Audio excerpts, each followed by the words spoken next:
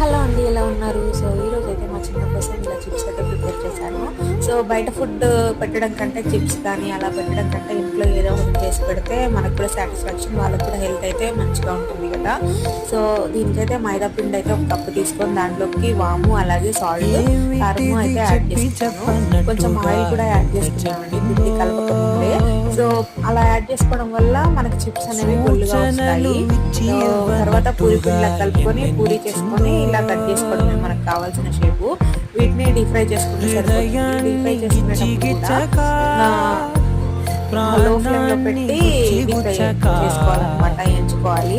High flame లో పెడితే పైన వరకు మాడతాయి, అంతే క్రిస్పీగా అయితే అవ్వవు.